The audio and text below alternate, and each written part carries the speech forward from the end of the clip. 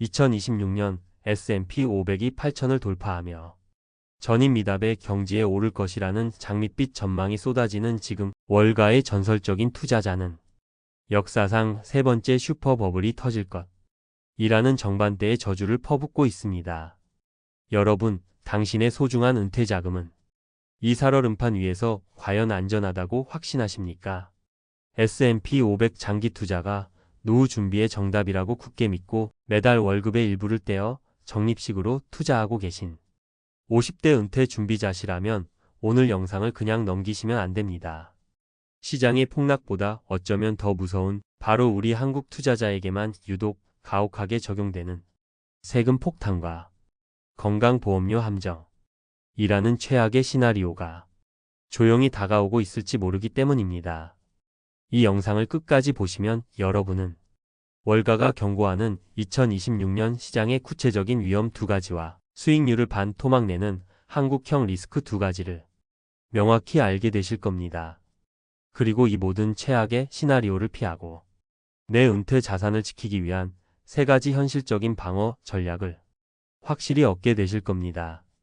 그럼 우리가 애써 외면하고 있던 경고들을 하나씩 아주 냉정하게 짚어보겠습니다. 첫 번째 경고는 월가의 살아있는 괴물 제러미 그랜섬이 슈퍼버블 경고입니다. 닷컴 버블과 2008년 금융위기를 정확히 예측했던 GMO의 제러미 그랜섬은 현재 미국 증시를 슈퍼버블 상태로 규정했습니다. 특히 AI 관련주들이 극심하게 고평가되어 있다고 강력하게 경고하고 있죠. 이 경고가 현실이 되면 어떤 일이 벌어질까요? 예를 들어 나스닥 100 지수의 하루 수익률을 3배로 추종하는 TQQQ 같은 레버리지 상품은 2022년 하락장에서 마이너스 80%에 가까운 끔찍한 손실을 기록했습니다. 슈퍼버블의 붕괴는 단순한 시장 조정을 넘어 우리의 은퇴 자금을 회복 불가능한 수준으로 순식간에 녹여버릴 수 있다는 뜻입니다. 두 번째 경고는 세계 최대 투자은행 중 하나인 뱅크 오브 아메리카가 지목한 이중고입니다. 다른 월가 은행들이 낙관론을 펼칠 때 유독 이들은 두 가지 치명적인 문제를 지적했습니다. 첫째는 AI의 수익화가 생각보다 늦어지면서 발생하는 에어포켓 현상이고, 둘째는 중산층의 실질 소득이 줄어들면서 발생하는 소비 위축입니다. S&P 500의 영원한 우상향을 믿고 은퇴 자금 대부분을 VO 같은 ETF에 거치식으로 투자한 50대 후반이 김 부장님을 상상해보죠. 하지만 AI 버블이 꺼지고 소비가 얼어붙자 시장은 기나긴 횡보장으로 들어섭니다. 매달 생활비를 써야 하는 상황에서 원금은 야금야금 줄어들고 국민연금 월평균 수령액 62만 원으로는 턱없이 부족한 적자 인생 구간의 예상보다 훨씬 빨리 진입하게 되는 겁니다. 여러분이라면 이 상황에서 어떤 선택을 하셨을 것 같나요? 자, 그런데 진짜 문제는 지금부터입니다.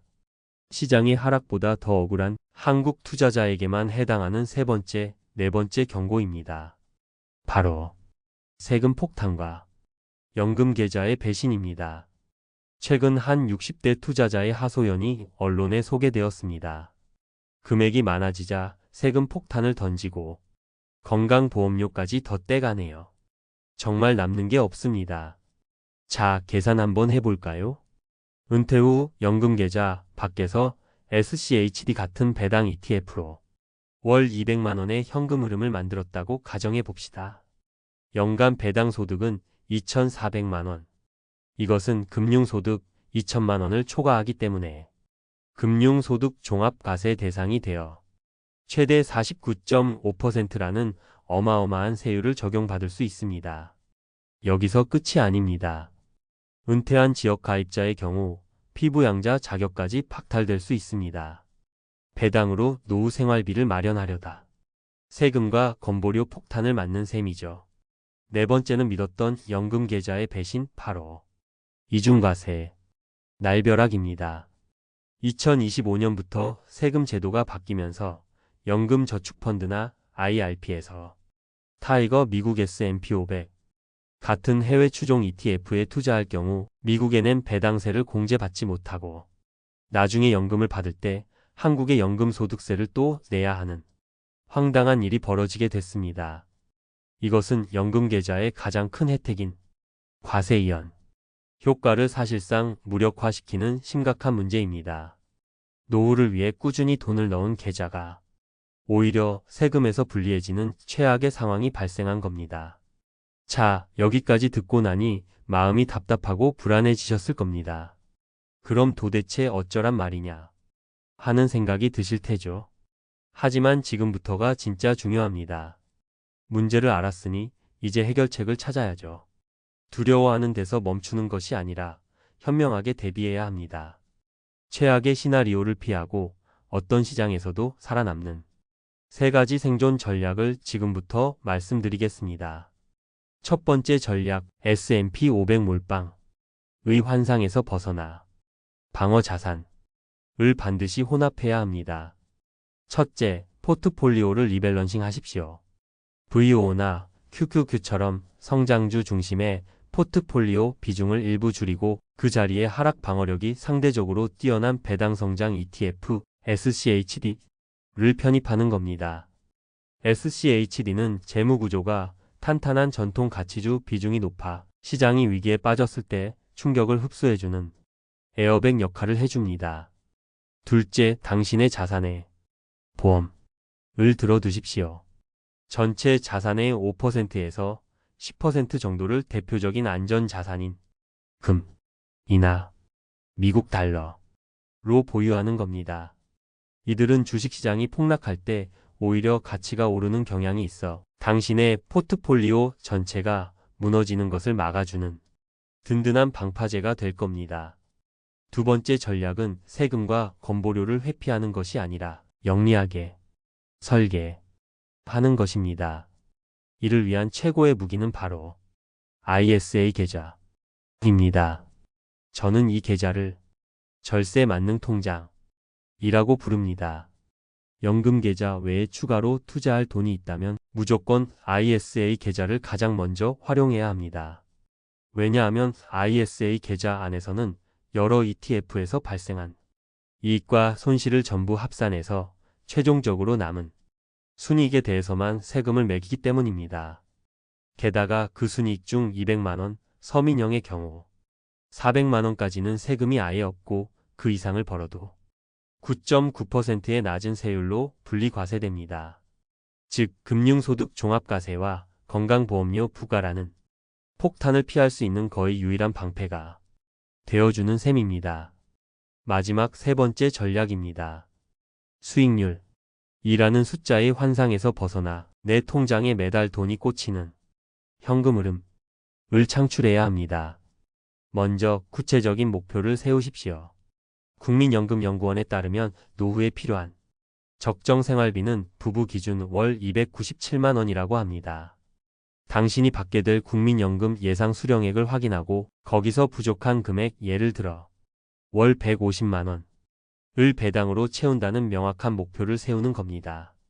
그리고 그 목표를 달성하기 위해 안정적인 월 현금 흐름을 만드는 데 특화된 제피나 꾸준히 배당금을 성장시켜온 SCHD를 당신의 포트폴리오 핵심 자산으로 편입하십시오. 특히 제피는 시장이 오르지도 내리지도 않는 횡보장에서조차 커버드콜 전략을 통해 높은 분배금을 만들어내는 특징이 있습니다. 앞서 이야기했던 김 부장님을 다시 떠올려 볼까요?